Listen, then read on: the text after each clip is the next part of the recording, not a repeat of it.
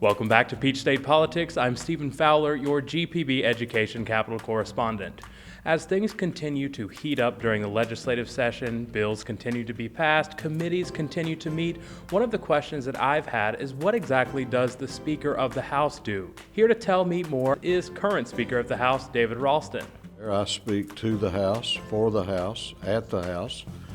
My job is to provide a little management to the House, making sure that the representatives have committee assignment, making sure that bills that are introduced get a fair hearing, that they come through the process, they get heard by committee, set an agenda for the House each session to represent the House in dealings with the state Senate, with the governor's office, and with other branches of state government. What happens in the legislative off-season that the Speaker has to take care of?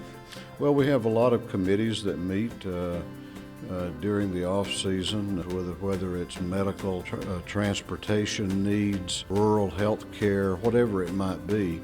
These are very specific issues that I appoint study committees on that spend time examining those issues over the interim.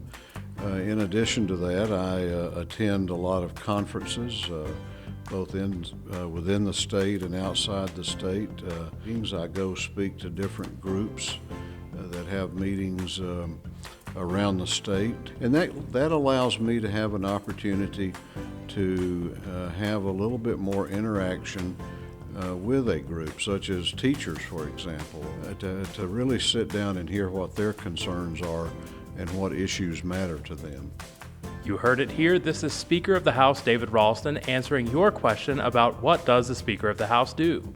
Do you have more questions about how our state government works? Send me a message at gpb.org/PSP. I'm Stephen Fowler, your GPB Education Capital correspondent. Thanks for watching.